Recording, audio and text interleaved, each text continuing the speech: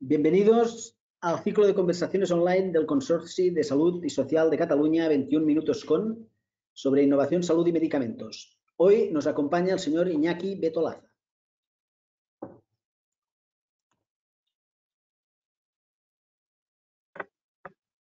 Buenas tardes, Tony. Buenas tardes, Iñaki. A todos los asistentes. Encantado de estar ¿Cómo estás, Iñaki? Muy bien, ¿y tú? Pues aquí, un martes más, contigo, un placer. Gracias a todos los que estáis también conectados. Hoy sabéis que conversamos con el señor Iñaki Betolaza y queremos conversar sobre financiación de medicamentos y gestión farmacéutica. Iñaki Betolaza es licenciado en Ciencias Económicas y Empresariales por la Universidad del País Vasco. Es especialista en temas de financiación. Él ha desarrollado su trayectoria profesional vinculada a la administración pública y desde el año 2013 es el director de farmacia del Gobierno vasco. Es miembro de la Comisión de Farmacia del Consejo Interterritorial de Salud y de la Comisión Interministerial de Precios. Y yo añado a este currículum de que es una persona abierta y dialogante, con la que he coincidido mucho tiempo, que tiene un amplio conocimiento de la prestación farmacéutica y con quien se puede llegar a consensos desde el rigor y aún partiendo de posiciones iniciales alejadas. Por lo tanto, Iñaki, es un placer contar contigo y poder compartir tu conocimiento y conocer tu opinión sobre estos temas hoy aquí. Pues muy bien, muchas gracias, Tony, por tu presentación y espero que estéis a gusto con lo que hoy vayamos a desarrollar.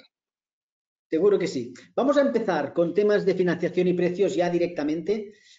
Yo, cuando estaba de director de farmacia en el CatSalut, en aquel momento, ya hace unos cuantos años, se incorporaron las comunidades autónomas en las decisiones de precio y financiación a través de la Comisión Interministerial de Precios. Y te quería preguntar cómo ha evolucionado este modelo, cómo funciona actualmente la Comisión Interministerial de Precios, en qué consiste una reunión estándar y en qué grado la opinión de las comunidades pesa en las decisiones finales.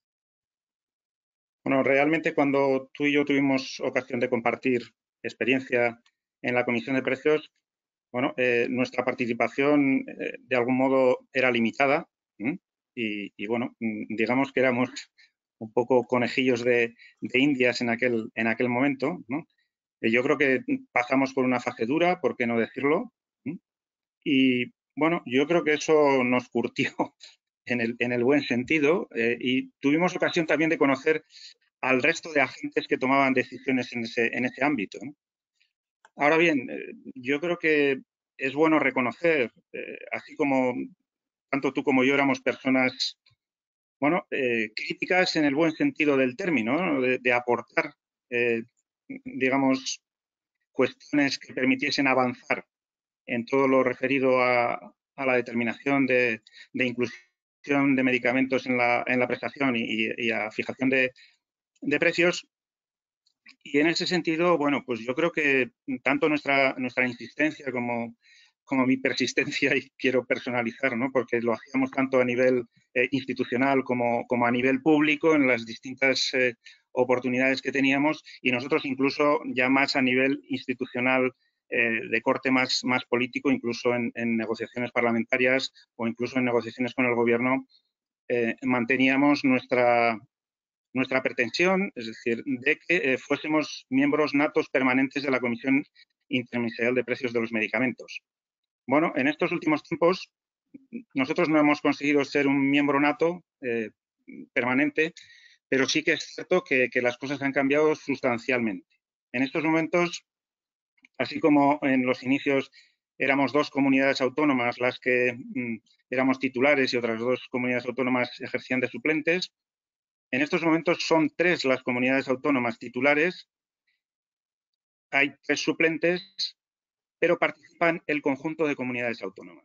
Y lo que debe decir, y a mí me gusta, bueno, pues ser correcto y además decir las cosas tal como son, en honor a la verdad, decir que las decisiones se toman por consenso. Se debate ampliamente, se debate en términos técnicos y yo creo que en ese sentido hemos avanzado muchísimo. Y por otra parte, otra de las cuestiones que nosotros planteábamos, si recuerdas, y era de las primeras cuestiones que bueno, que exigimos era el conocer los criterios por los cuales se tomaban las decisiones y que hubiese transparencia. Entonces, en ese sentido, creo que se ha avanzado muchísimo.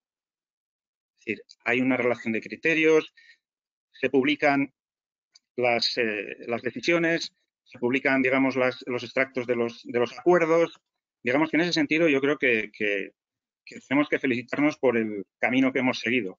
Más allá de que incluso a la hora de establecer la metodología de elaboración de los informes de posicionamiento terapéutico e incorporación del análisis coste-efectividad, que sabes que fui otro de los impulsores y empujaba bastante que era totalmente necesario incorporar la evaluación económica junto con los informes de posicionamiento terapéutico. Bueno, pues eso se ha comenzado a hacer. Digamos que el modelo de relaciones ha cambiado sustancialmente y yo creo que es bueno reconocerlo y de algún modo yo creo que si echamos la vista atrás a cuando llegamos a aquel consenso en mayo de 2013 de elaboración de los informes, que avanzó bastante por la vía clínica, pero no avanzó mucho por la vía económica, digamos que en estos momentos hemos abierto esa vía en términos montañeros y yo creo que ya tenemos posibilidad de escalar esa otra vía y, digamos, de hacer cumbre uniendo los dos conceptos que son básicos, ¿no? Y yo entiendo, y esto lo hemos compartido en muchas ocasiones, más allá de que lo que se nos exige es controlar el gasto, nosotros vemos el medicamento como una inversión y es como hay que verlo. El análisis que se debe hacer de las inversiones es en términos de evaluación económica. Es decir, qué costes suponen y qué beneficios aportan. Y en esos términos, digamos, establecer el valor actual neto, digamos, de la inversión. Está bien, no, está bien que introduzcas esto porque, claro, tenemos lo que dices, tenemos los IPTs, que son un elemento para la financiación, pero claro, ¿cuándo crees tú que se va a introducir realmente la evaluación económica en estos IPTs, si es que hay que ir a estos IPTs?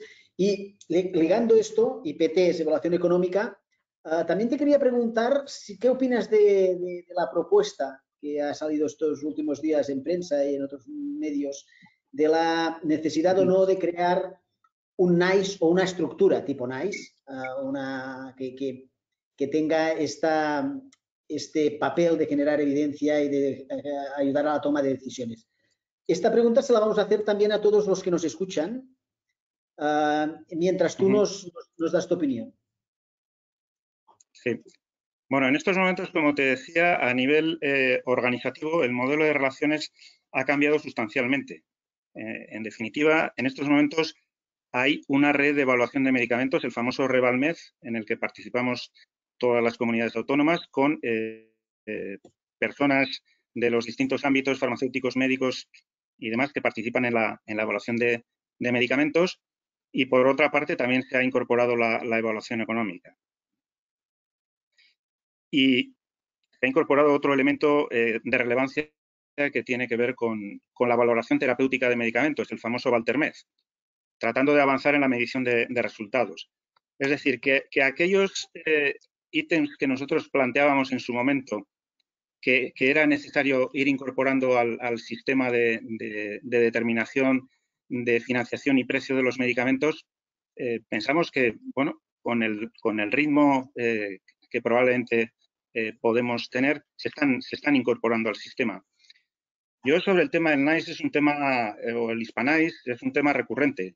Yo soy miembro fundador, socio fundador de la Asociación de Economía de la Salud. En estos momentos tengo una representación institucional y política y tampoco me voy a manifestar expresamente, pero yo de entrada no diría que no.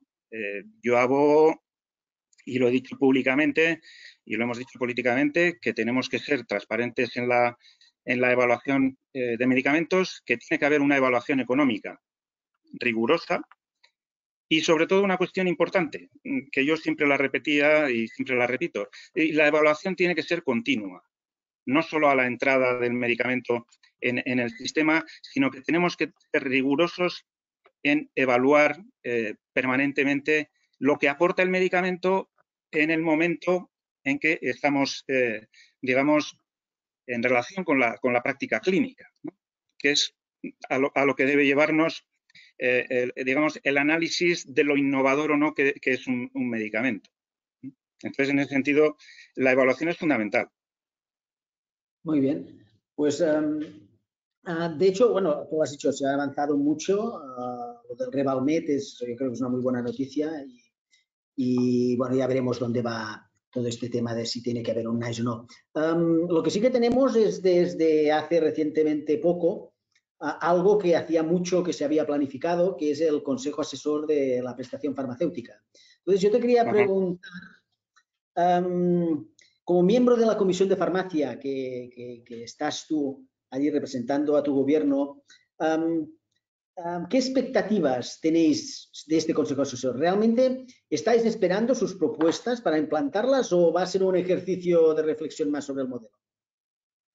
Bueno, yo de entrada valoro como algo positivo que se haya constituido formalmente ya el Comité Asesor para la prestación farmacéutica. Es algo que estaba incorporado en la norma desde hace muchísimos años y no se había hecho. Y, entre otras cosas, valoro también la aportación que van a hacer con sus informes y sus recomendaciones, porque, bueno, los profesionales que hay, a la mayoría los conozco y me parecen, bueno, pues de profesionales contrastados, de renombre y con amplia trayectoria. En ese sentido, yo creo que todo lo que sea sumar y que haya una visión, digamos, desde otro punto de vista, que pueda ser académico o de otras facetas del conocimiento, yo creo que siempre aporta a aquellas personas que estamos más imbuidas y más embebidas en la gestión, que a veces, bueno, pues tenemos también nuestras limitaciones, ¿no? Entonces, en ese sentido, yo creo que es positivo.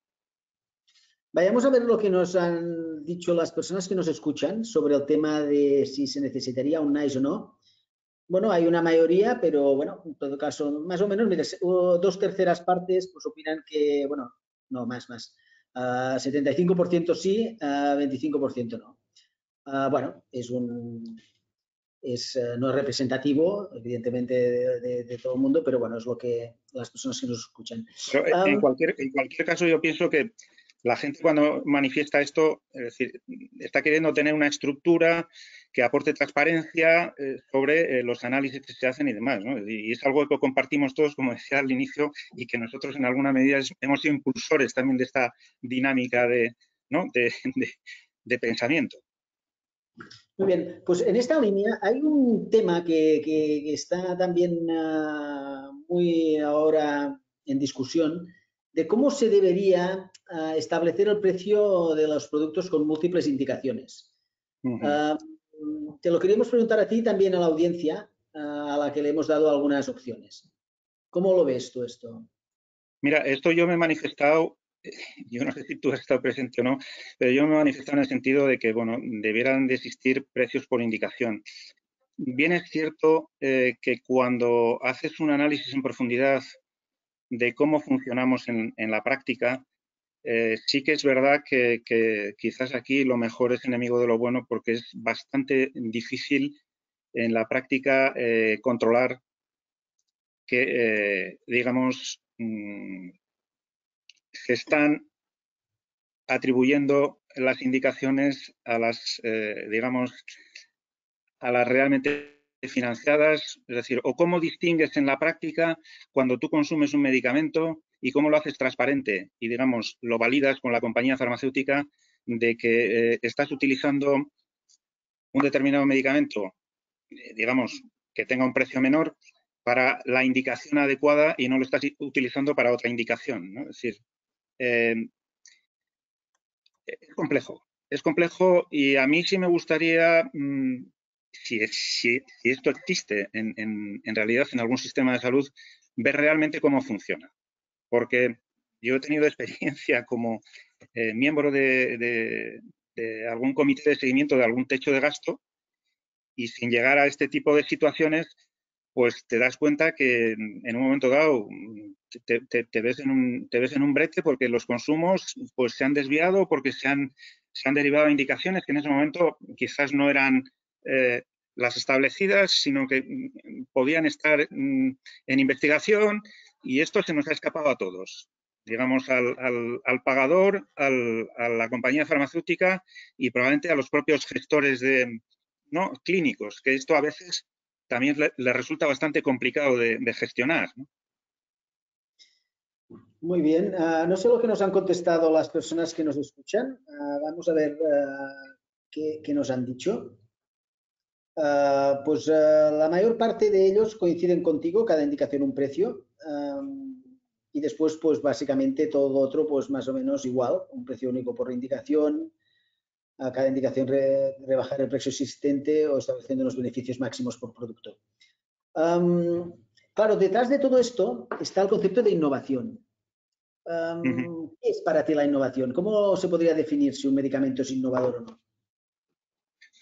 Bueno, realmente, en términos absolutos, para mí, innovar significa modificar algo y, en este caso, que modifique la práctica clínica o los resultados que aporta al paciente en términos de beneficio clínico, ¿no? Esto sería la innovación. Bueno, hoy en día estamos rodeados de innovación. No sé si realmente todo lo que nos rodea es innovación, ¿no? Es decir, son cosas nuevas, pero realmente es un terreno difícil. Siempre hablábamos de que aquí lo realmente importante desde el punto de vista de avance en términos de beneficios para los pacientes era la gestión de la innovación incremental, ¿no? Es decir, hasta qué punto, si eres excesivamente riguroso en determinar lo que es innovación, no puedes estar frenando lo que los investigadores puedan ir aportando a un plazo mayor que el corto o medio plazo. Entonces, porque aquí hay experiencias de todo tipo. Sí que es verdad que en algún momento sí tienes que establecer algún ámbito de determinar si realmente, por poner casos prácticos, 1 o 2 meses de supervivencia global es innovación o no. Pues esto es complicado, ¿no? Como bien lo sabes tú y toda la gente que nos está escuchando. Bueno, es el terreno en el que nos toca movernos. Hay quien dice que con todo esto, la innovación en principio es una buena noticia, ¿no? Pero hay quien empieza a pensar que el modelo actual de acceso a los medicamentos pueda tener problemas de sostenibilidad, ¿no?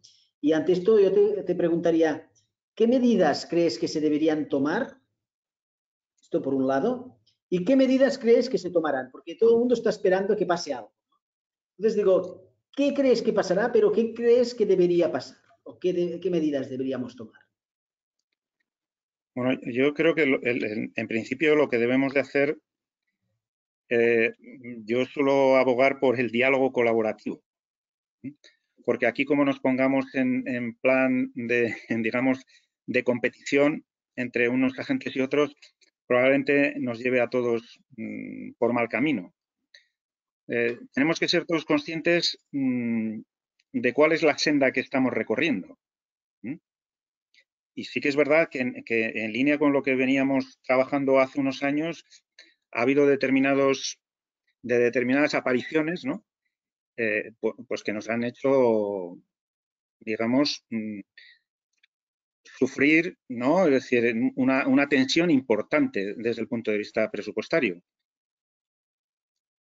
Hay ejemplos de éxito también, ¿no? El de la hepatitis C ha sido un ejemplo de éxito y en alguna medida, como nos tocó vivir toda esa tensión, quizás valoramos más la carga que supuso y el cómo gestionar, digamos, esos importes en el tiempo, más que los beneficios que aportaban. Bueno, algunos con ese diálogo que decíamos supimos gestionar toda la carga financiera a nivel presupuestario, que a veces es el problema, a veces no, siempre. Las administraciones trabajamos con presupuestos anuales, como mucho plurianuales, cada vez esto se empieza a tratar de gestionar un poquito más, pero en aquellas partidas que son importantes, sí que es cierto que, bueno, pues las autoridades que tienen la responsabilidad de la caja de las administraciones, pues suelen ser más conservadoras. Y no voy a decir que no sea una actitud adecuada, porque yo creo que el principio de prudencia en esto debe de prevalecer, ¿no? Una de las primeras cuestiones que nos enseñan a los economistas, tanto en sentido de, digamos, de hacer análisis o predicciones o escenarios, es el principio de prudencia. Y en este sentido creo que es relevante. ¿Cómo se puede solucionar esto? Bueno, evidentemente, una de las cuestiones que hay que hacer es, en la medida de lo posible, fomentar la competencia, analizar las distintas alternativas y fomentar la competencia entre los distintos agentes. Hay otros elementos que están ayudando a que el sistema sea sostenible. Más allá de los genéricos, que ya es un mercado súper maduro, pero que nos tienen que seguir ayudando, está la eclosión de los biosimilares. Hay informes americanos que apuntan a que los biosimilares van a ser nuestro, no sé si nuestro brazo, pero por lo menos nuestra mano salvadora. Ojalá sea así. Yo no quiero pensar que el sistema vaya a ser insostenible. Es verdad que llevamos muchos años en la cuerda floja, pero yo, a decir verdad, yo cuando trabajé en mis inicios, veníamos de una situación financieramente mucho peor. Posteriormente ha habido, digamos, situaciones de saneamiento financiero en el sistema y hoy en día desconozco otros sistemas de salud, pero el nuestro por lo menos creo que está en una situación saneada y equilibrada. Yo lo que tengo la sensación de nuestro modelo es que tenemos un modelo de acceso muy riguroso a la entrada. Tú lo has dicho antes, al principio de la entrevista. Es un modelo muy garantista, pero que una vez dentro, una vez has logrado pasar las múltiples barreras que hay para este acceso, da la sensación de una gran laxitud, tanto en el seguimiento de los resultados esperados como en la reevaluación de los criterios de permanencia de estar, ¿no? ¿Esto lo ves así? ¿Es bueno? ¿Cambiarías alguna cosa? Bueno, en alguna medida yo creo que compartimos esa opinión. Yo lo he dicho anteriormente y creo que es cierto. Sí que es verdad que requiere un gran esfuerzo, digamos, llevar un control exhaustivo de todas las entradas, ¿no? Pero, a decir verdad, también hemos avanzado bastante y yo creo que las compañías son receptivas y también hay que ponerlo encima de la mesa, que las compañías no todas son iguales, no todas tienen la misma extracción, digamos, en su composición accionarial, ni en su origen, ni en la forma de tomar decisiones, pero creo que cada vez más las compañías están siendo receptivas también a establecer escenarios, ¿no? Bueno, en determinados ámbitos sí que se han tomado decisiones de decir, bueno, más allá de profundizar quizás en lo que nosotros de una forma más rigurosa planteamos de una evaluación real de los resultados en la práctica clínica, bueno, quizás se está en estadios más preliminares de hacer un análisis, por lo menos, de cuáles son los consumos reales respecto a los estimados y aquel análisis de impacto presupuestario que se hizo a la incorporación del fármaco, ¿no? Porque a veces la realidad no tiene nada que ver con el análisis de impacto presupuestario que se hace en las entradas, ¿no? Y en ese sentido, pues evidentemente yo creo que tenemos mucho que andar todavía. La política de resultados en salud abanderada, a menos a nivel central, por el modelo Walter-Med, ¿está funcionando? ¿Qué le falta para que vaya mejor? Lo preguntamos también a las personas que nos escuchan. Bueno, yo creo que estamos en una fase bastante inicial. En determinadas cuestiones se incorpora, digamos, la obligación de gestionar Walter-Med, pues por las características de los medicamentos. Pero yo creo que es un poco prematuro avanzar en el sentido de sacar unas conclusiones robustas. Pero creo que es el camino que tenemos que seguir y en ese sentido, pues es una apuesta que se ha realizado que yo creo que todos la valoramos adecuadamente. Muy bien. A ver, no sé lo que nos ha contestado las personas que están escuchando. Bueno, hay un principio de prudencia, como decías tú. Ya veremos, un proyecto de construcción. hay una parte importante, un 20% casi, que no lo conoce. Yo creo que ahí esto también es algo que quizás, no sé si tienes algún comentario a hacer sobre la falta de conocimiento del sistema. Bueno, yo el comentario es que los inicios siempre suelen ser difíciles. Entonces, bueno, pero es vamos, yo creo que hay suficiente documentación, incluso algunas entrevistas con alguna representante institucional en prensa especializada que dejan bien a las claras en qué consiste Valtermez. Entonces, bueno, pues yo creo que con una simple búsqueda en Google hay suficiente documentación para ponerse al día. Pero bueno, tampoco tiene mayor secreto, es decir, es establecer las variables de seguimiento del fármaco y que los clínicos, bueno, pues digamos, cumplimenten los formularios y que todos sepamos realmente si aquellas previsiones que se hicieron de resultados en los ensayos o en los estudios correspondientes concuerdan con la realidad, ¿no?, de los pacientes tratados. Porque a nivel de precios o a nivel de políticas del Consejo Interterritorial, ya se ha podido tener en cuenta alguna de los resultados de Valtermet, es decir, estos son los resultados que hemos obtenido para reevaluar o redefinir No, las... todavía no estamos en esa fase. Antes de la implantación de Valtermed sí se implantó algún sistema, bueno, de carácter previo con la introducción de algún medicamento muy específico. Bueno, pues porque sus efectos no eran del todo conocidos y tenía un alto coste. Pero yo creo que Valtermed, por aquello de la prudencia, debemos de darle un tiempo. Yendo a tu territorio y a tu ámbito de actuación propia, ¿cuáles son los puntos fuertes de la política farmacéutica del País Vasco? ¿Qué deberíamos copiar? Bueno, sería muy pretencioso por mi parte decirle a nadie lo que tiene que copiar de nosotros, ¿no? Yo creo que en general nos conocéis todas y todos cómo funcionamos. Pretendemos ser rigurosos. Somos, digamos, sólidos en el análisis.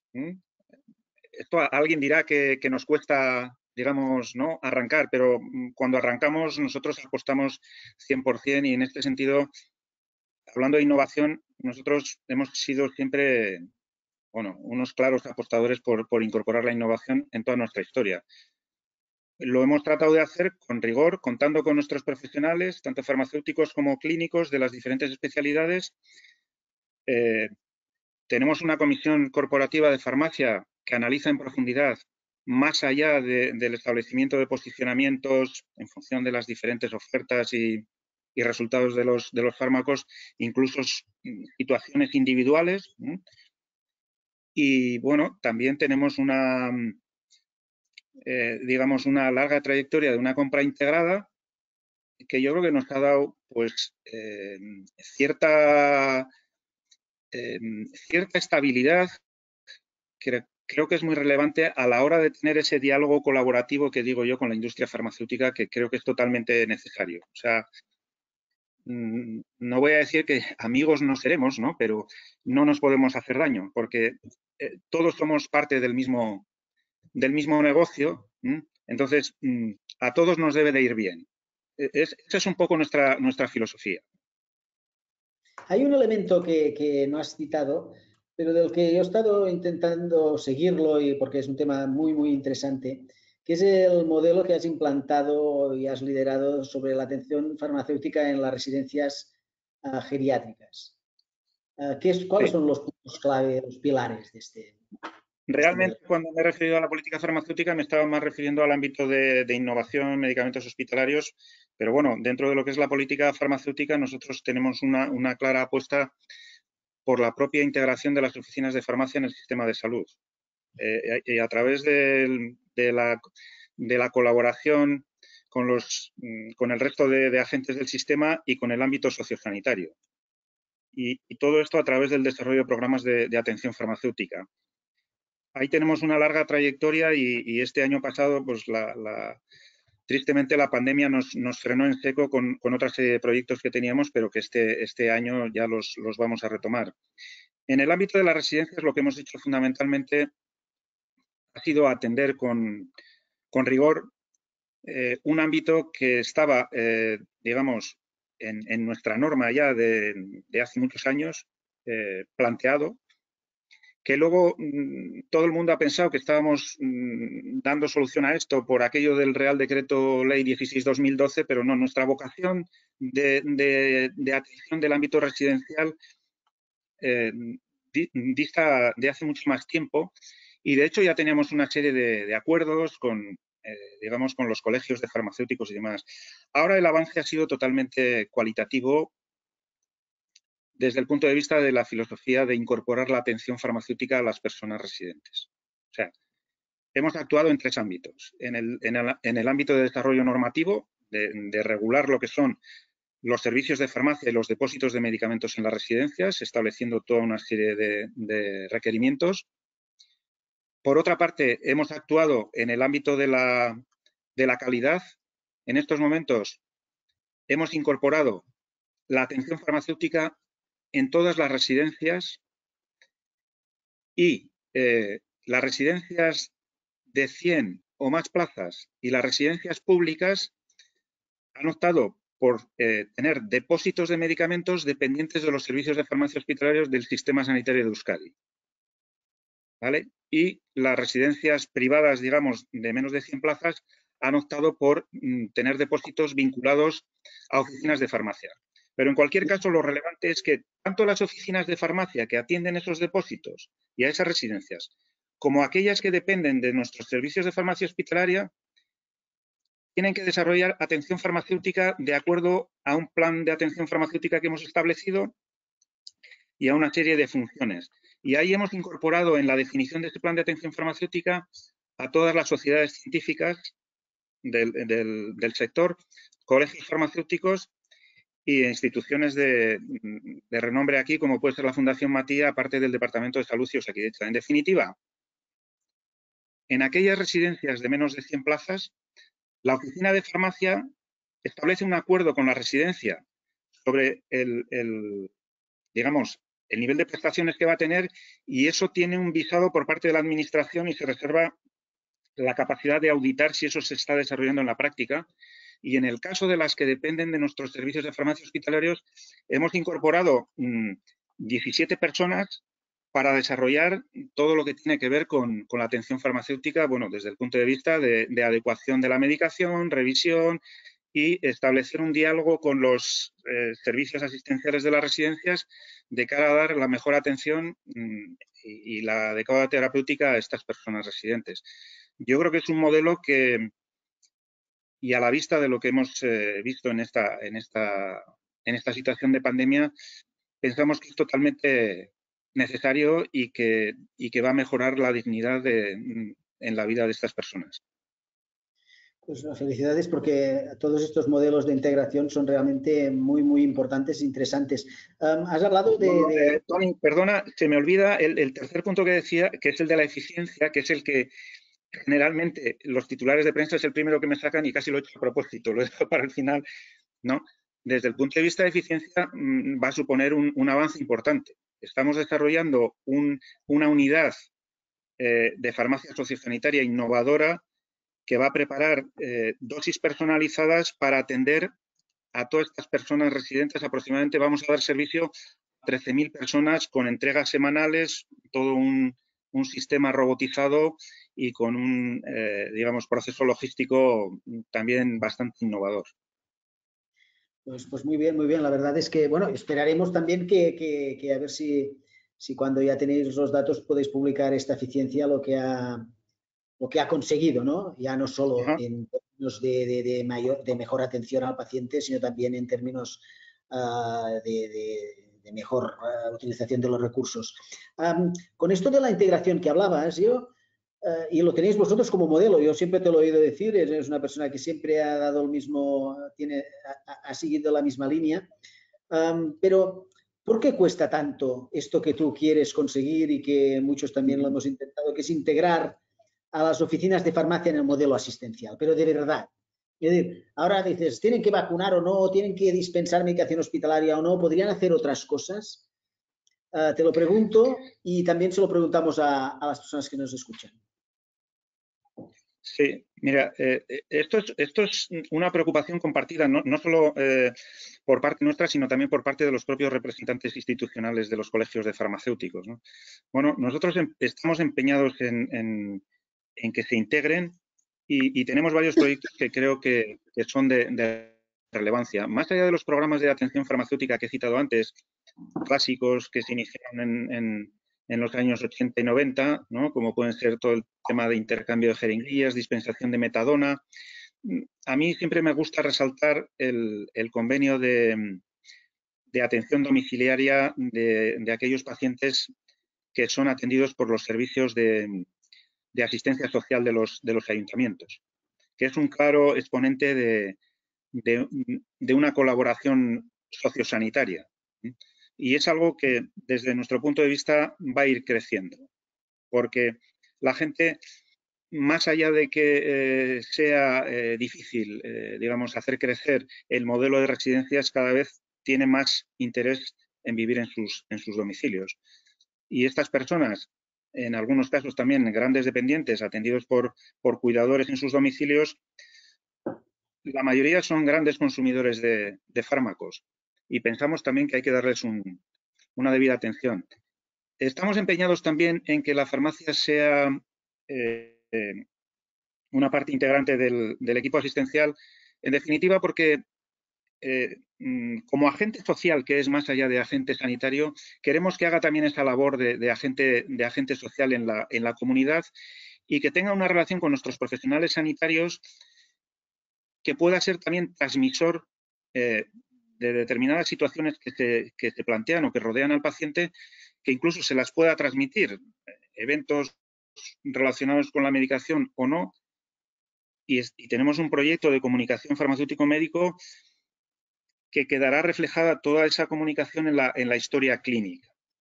Antes no lo he dicho, pero aquellas farmacias que van a trabajar en el ámbito residencial acceden a la historia clínica de los pacientes para hacer atención farmacéutica, porque tenemos a todas las residencias trabajando con nuestro modelo de historia clínica, con Osavide y con nuestro modelo de receta electrónica.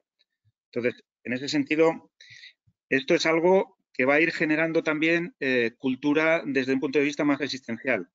Sobre lo que me preguntabas, nuestro empeño y las dificultades. Bueno, nosotros tenemos 839 farmacias de todo tipo, ámbito rural, ámbito de pueblos de cierto tamaño poblacional y luego farmacias de ciudad.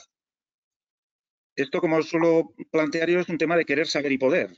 Hay gente que quiere, sabe, o si no sabe, se forma y luego puede o no en función de la estructura de negocio que tiene, ¿no? Pero no podemos obligar a nadie. Sí que es verdad que tenemos un empeño institucional por ambas partes en ahondar en esta integración, y en este sentido hemos desarrollado un programa de seguimiento farmacoterapéutico a pacientes diabéticos con buenos resultados. Tenemos planteado continuar con este y abrir el escenario a otro tipo de pacientes con otra problemática. Y más allá de eso, también todo lo que hace referencia a un seguimiento de la adherencia, que es otra de las grandes preocupaciones. En definitiva, en la medida que sea posible, que esta colaboración vaya más allá de la clásica que ha habido de campañas de salud pública, informativas. No, queremos que sean un agente más del sistema de salud. A ver qué opinan las personas que nos escuchan, qué papel le dan a la oficina de farmacia. Pues la mayoría, y que es la mitad, pues dice algo que lo has dicho tú, ¿no? Integrarla asistencialmente con acceso a la historia clínica. Y solo una minoría que tendría que continuar como ahora. Vamos terminando. Yo ya estoy mirando también las preguntas del público. Quien quiera preguntar, yo estoy ahora repasando las preguntas porque nada, las vamos ya también a hacer. Una pregunta que nos comentan por aquí y que yo también te quería hacer es, ¿cómo ves el futuro de la relación. Tú eres un hombre, como has dicho antes, ¿no? Modelo colaborativo, antes que todo. ¿Cómo ves la relación futura entre la industria farmacéutica y el sector sanitario? A nivel, y además con la situación que tenemos ahora, ¿no? Congresos, formación, visita médica. ¿Y cómo ves al sector farmacéutico? ¿Cómo se va adaptando a todos estos cambios? Bueno, yo creo que el modelo de relaciones, en la medida que sea posible, que sea transparente. Quien tenga que declarar sus intereses, que los declare. No he hablado de conflictos, sino que declare los intereses y que se conozca, ¿no? Es decir, que haya transparencia. Yo creo que es fundamental. Es necesaria la colaboración entre los distintos agentes. Es decir, no se puede trabajar en compartimentos estancos, porque la vida no funciona así. En la vida nos relacionamos todos y nos necesitamos. Yo creo que se ha puesto de manifiesto en la situación que estamos viviendo, y yo lo decía siempre, la industria no es ni siquiera un mal necesario, la industria es necesaria, porque sin industria la sociedad no va a avanzar. Es decir, yo creo que grandes avances sociales pues están muy relacionados con la industria farmacéutica. Entonces, en ese sentido, yo como decía al inicio, tenemos que abogar por seguir dialogando, por seguir colaborando y por seguir buscando puntos de encuentro. Yo es la única forma que creo que es posible para avanzar. Bien. Y pregunta obligada antes de pasar ya a las preguntas directas del público que se van acumulando aquí. ¿Cómo estás viviendo desde tu posición profesional la pandemia de COVID? ¿Qué destacarías de lo que has vivido? ¿Qué se ha hecho bien? ¿Qué se podría haber hecho mejor? ¿Cómo van las vacunaciones? Nada, un pequeño resumen de cómo lo ves. Bueno, esquemáticamente, o sea, como servicio esencial, a mí me tocó vivir la primera hora de la pandemia a tope, trabajando sin horas, ni días festivos, ni fiestas, ni fines de semana, ni nada de esto, ¿no? Es que era lo que tocaba, y nuestra gran preocupación era facilitar el acceso a la medicación a las personas que lo necesitaban. Tanto aquellas personas que estaban en sus casas y que no queríamos que saliesen, ¿no? Es decir, y ahí hicimos, aparte de llamadas a todas las personas en colaboración con ONGs y con un servicio de teleasistencia que tenemos en el propio gobierno, aproximadamente 90.000 llamadas telefónicas a 75.000 personas dependientes con graves problemas. Hicimos también, digamos, un ejercicio de colaboración con la distribución farmacéutica, con las ONGs, con los colegios, de hacer llegar la medicación a las casas de los pacientes. Tanto la medicación de oficina de farmacia como la medicación de hospital. Eso fue, bueno, pues un trabajo ímprobo que además lo tuvimos que hacer en colaboración con las diputaciones forales, que son las que llevan aquí el ámbito social y de dependencia, que eran quienes nos informaban de aquellas personas, bueno, pues con una problemática especial. Y luego otra gran preocupación fue todo lo que hacía referencia ya a la disponibilidad de medicación, de los diferentes medicamentos que se utilizaron, relaciones con laboratorios, relaciones con la agencia, digamos, gestión de que hubiese medicación en las UCIs, en fin, mucha tensión. Yo creo que eso nos, bueno, pues, digamos, nos ha tocado mucho, ¿no? la fibra, y quizás los que hemos estado en primera línea hemos vivido esto de una forma muy diferente a como se ve en la sociedad en general, ¿no? Yo creo que nuestra sensibilidad trasciende a lo que, bueno, en muchos ámbitos de la sociedad cada vez se van preocupando más, pero la preocupación es cambiante, ¿no? Y lo vemos luego pues con las diferentes olas que nos está tocando vivir. Sobre el tema de la vacunación, bueno, yo apelar a lo que decía al inicio, al principio de prudencia. Una de las cosas que se planteó cuando hablábamos de las vacunas, bueno, con algunos compañeros y con otras personas con responsabilidades, decía, bueno, sí, la vacuna será el camino de la solución, pero las vacunas, aparte, digamos, que hay que investigar y hay que, ¿no? Y hay que hacer todo el proceso regulatorio, hay que producirlas. O sea, un sistema de producción no se monta de la noche a la mañana. el tema logístico es fundamental, más teniendo en cuenta la afectación que había tenido la pandemia a todo el tema del transporte aéreo y demás. Y luego había que hacer todo un ejercicio de conservación.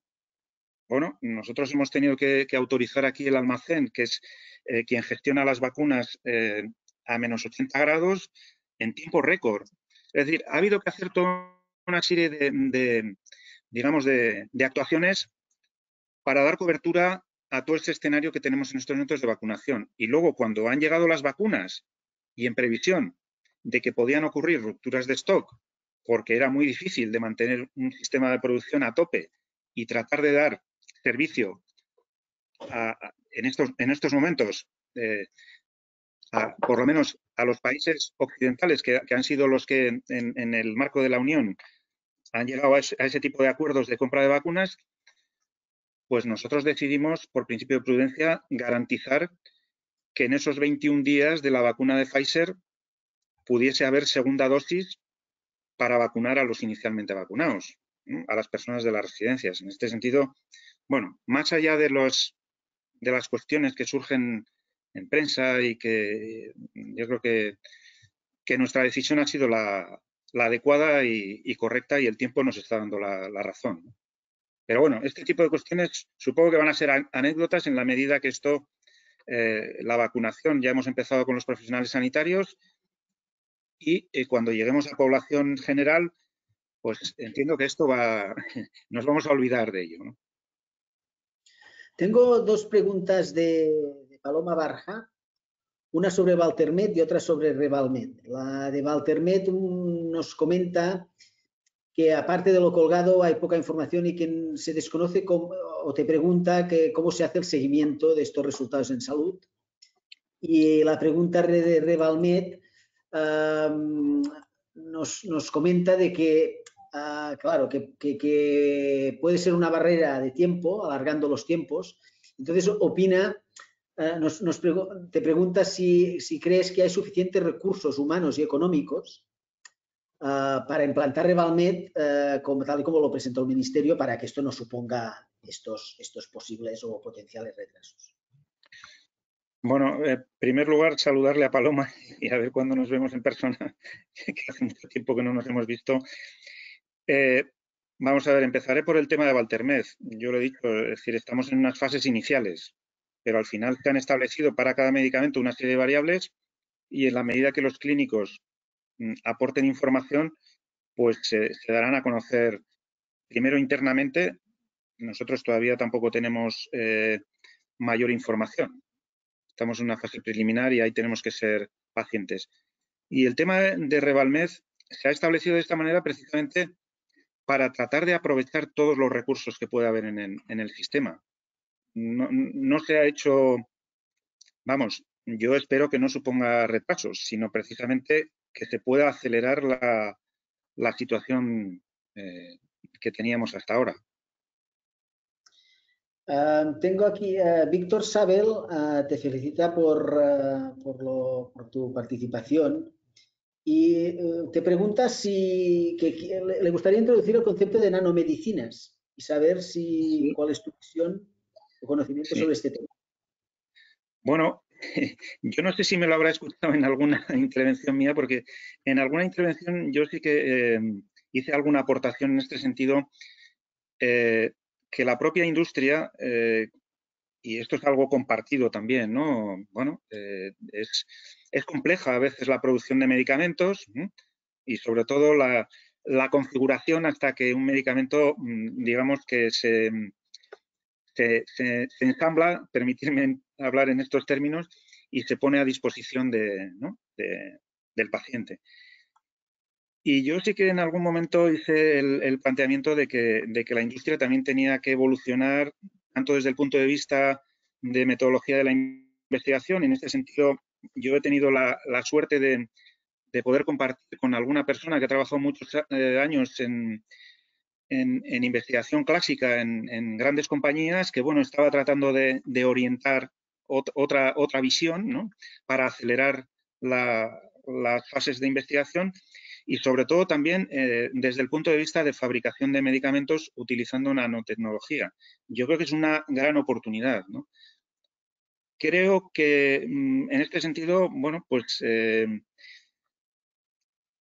con toda la innovación que se está incorporando también en el campo industrial, todo aquello que se denomina Industria 4.0 y todas las nuevas tecnologías, creo que tiene que haber más relación entre lo que es quizás estos campos y la industria farmacéutica. Oye, Miquel Ferragut nos firma el siguiente pregunta-comentario. Dice, John Iñaki, ¿cómo hubieras gestionado la llegada de vacuna COVID en País Vasco si pudieras sugerir a Salud Pública? Vais los últimos, cariñosamente. No nos preocupa ir los últimos. Lo que nos preocupa es ir bien. Y creo que vamos bien. Otra pregunta que nos llega de José Luis Sánchez, que dice que es un gustazo escucharte. Y dice, ¿no tienes la sensación de que la Administración siempre ha tenido miedo a dejar de financiar algo cuando aparece una alternativa claramente mejor? ¿No sería una forma de incorporar la innovación? Bueno, yo no tengo la impresión, y esto es algo que he reflexionado profundamente, yo no tengo la impresión de que en el Estado español se deje de incorporar innovación. Yo animaría a que alguien me diga algún medicamento innovador que no se haya incorporado en el Estado español y que esté incorporado en otros países. No, la pregunta por esto, lo que él te plantea es el miedo a dejar de financiar, que entran No, cosas y salen pocas. no. A ver, yo creo que de un tiempo a esta parte, José Luis Sánchez, no sé si es José Luis Sánchez, nuestro, nuestro querido amigo. José Luis Sánchez Chorro.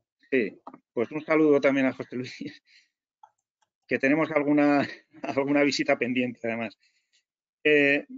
No, yo creo que no hay ningún miedo a... ¿no? Yo creo que en estos momentos estamos trabajando con bastante rigor en la incorporación de medicamentos.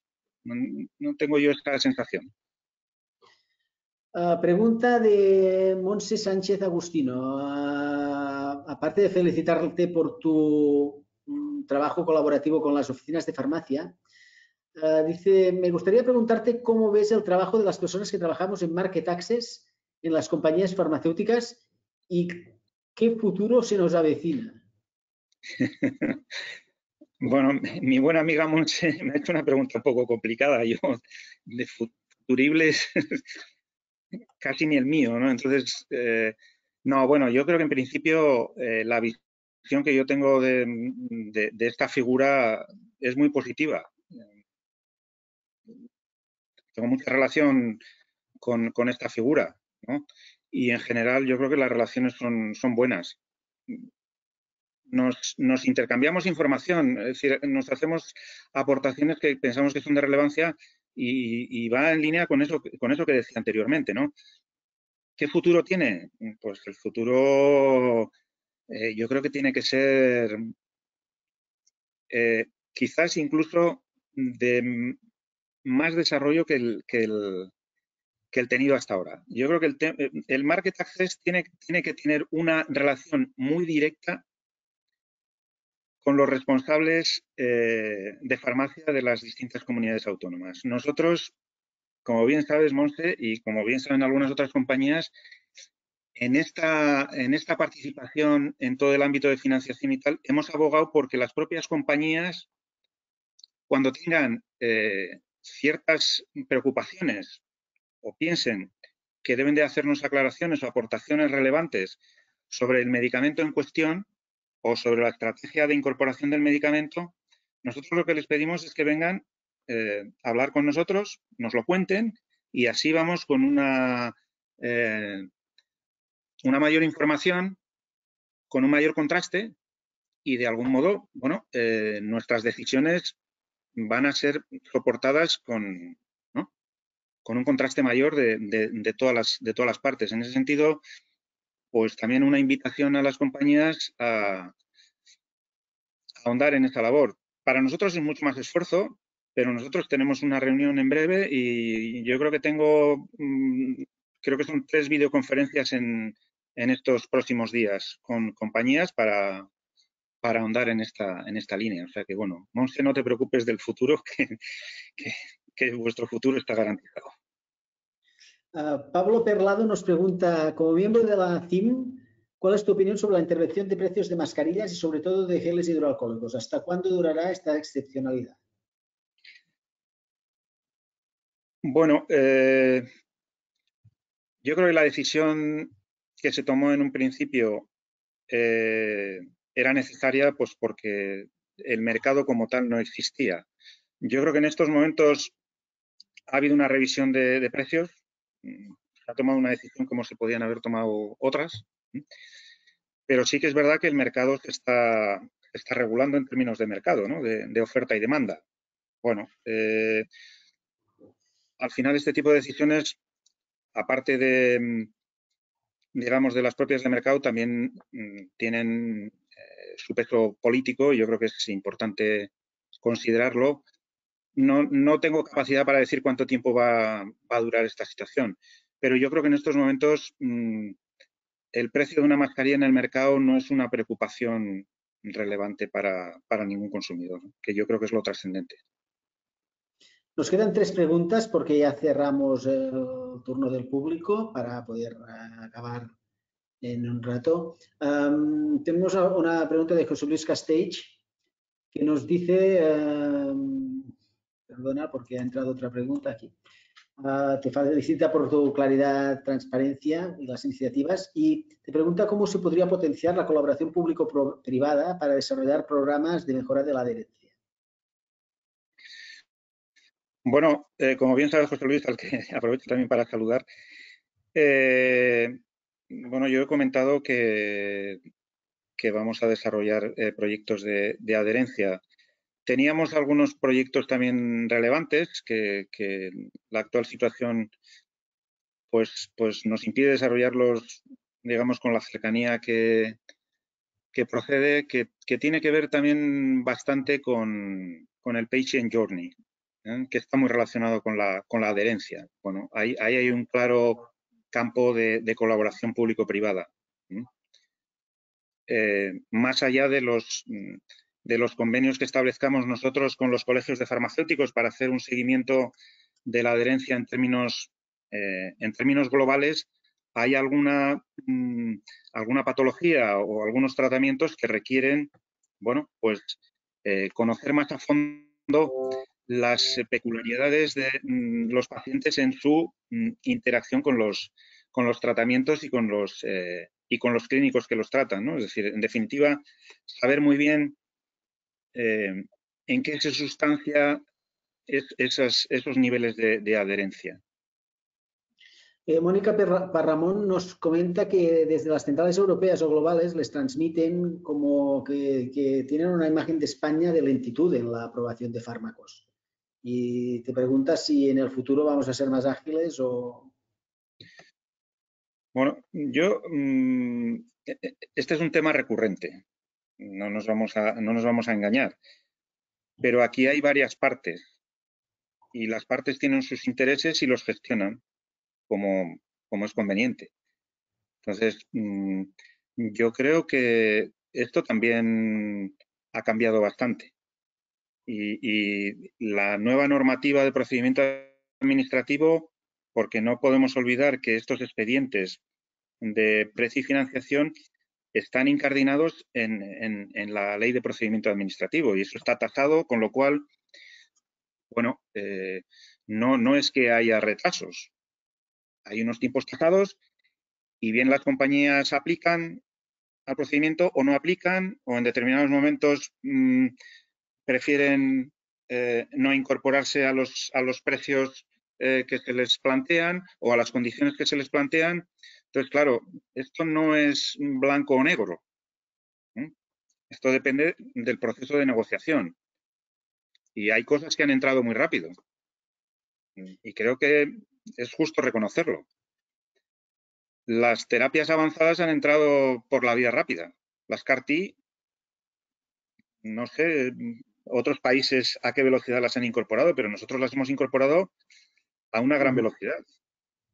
Entonces, bueno, pues el análisis sería un análisis muy micro para saber de qué estamos hablando. Iñaki, Enrique García Holgado te pregunta si estáis manejando algún modelo de futuro de compra pública asociada al valor.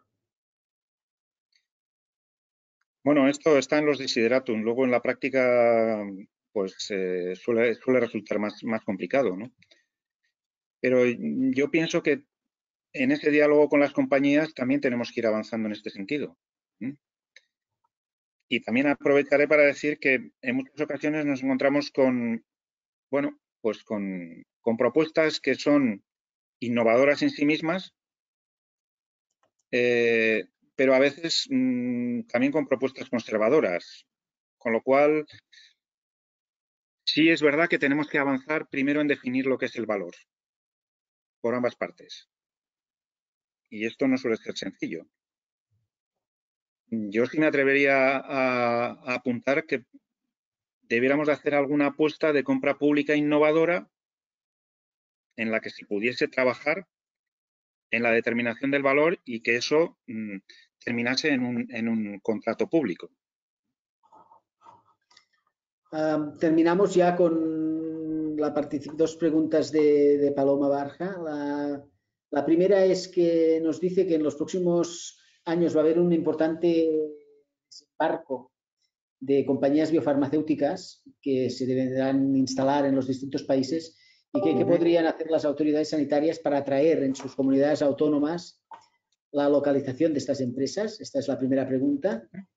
Y la segunda es que te da la razón en esta relación de proximidad con el market access desde las administraciones, pero dice que, sin embargo, actualmente es muy difícil conseguir cita, aunque sea para aportar información adicional, y que aún más difícil es con el ministerio, que por no decir imposible. Dice, ¿cómo poder mejorar la interacción con vosotros y con el resto de autoridades claves para cuestiones y decisiones críticas de la viabilidad de estas empresas? Bueno, yo empezando por la segunda cuestión. Bueno, nosotros estamos, digamos, siendo receptivos con aquellas compañías que tienen fármacos en estos momentos en comisión de precios. Estamos dando prioridad a eso. Pero nosotros seguimos abiertos a mantener relaciones mediante videoconferencia y, de hecho, ya hemos hecho alguna reunión de estas. Evidentemente no es lo mismo que verse en persona, ¿no? Que, bueno, pues siempre hay más capacidad de, no sé, de comentar las cosas de otro tipo. Respecto al tema de las compañías biofarmacéuticas, yo llevo ya un buen tiempo animando a las grandes compañías farmacéuticas que nos ayuden a hacer hubs aquí en nuestra comunidad autónoma. Tenemos empresas importantes en el sector biociencia, salud y startups, empresas innovadoras que nos gustaría que hiciesen tejido empresarial con grandes compañías y que se implantasen aquí grandes industrias farmacéuticas. Entonces, yo en ese sentido invitar a las compañías a que nos visiten, que no se preocupen, que tenemos incentivos de todo tipo para su implantación. Lo realmente importante es que apuesten por nosotros, que saben que somos una sociedad fuerte, potente, con una amplia tradición industrial de innovación y de transformación y de adaptación a los tiempos que nos toca vivir. Entonces, en ese sentido, bueno, pues yo estaría encantado de que llegasen ofertas de este tipo. Iñaki, para terminar, y gracias por responder todas las preguntas. Ya nos hemos ido de hora, pero en todo caso, pues al menos hemos podido responder a todas las preguntas de los asistentes. Antes de terminar, en 21 segundos, ¿nos puedes dar un mensaje final, un resumen de lo que has comentado, un mensaje que nos quieras transmitir? Sí, para mí, para nosotros en general, la farmacia es un elemento esencial para la calidad y la eficiencia del sistema de salud. Y en ese sentido, como decía al inicio, debemos de tratarla como una inversión debemos ser innovadores en la gestión de la prestación farmacéutica y del medicamento. Y tenemos que ser rigurosos en la evaluación continua de los medicamentos. Pues muchas gracias desde el consorcio y de parte de todos los asistentes, y también agradecer a los asistentes, pero queremos agradecerte mucho que nos hayas regalado estos minutos, que has visto que de 21 minutos pues no son 21 minutos, es bastante más. Ya veo que aprovechas la confianza y la amistad. Muchas gracias por tu tiempo, que tengas una buena semana. Nosotros nos emplazamos el próximo martes, día 26 de enero, en la que será la entrevista número 21 y que va a ser la última de este ciclo de conversaciones online, que va a ser con Guillem López Casasnovas, catedrático de Economía de la Universidad Pompeu Fabra, y con él conversaremos sobre política farmacéutica, solvencia y sostenibilidad. Y desvelaremos una cosa que yo prometí el primer día, que es el porqué del número 21 como protagonista de este ciclo de entrevistas. No os lo perdáis. Iñaki, otra vez, muchísimas gracias y que tengas una buena semana. Venga, muchas gracias a ti, a todo tu equipo y al consorcio, y muchas gracias a todas y a todos los que me habéis estado escuchando. Un saludo para todos. Un saludo. Hasta la próxima. Hasta la próxima.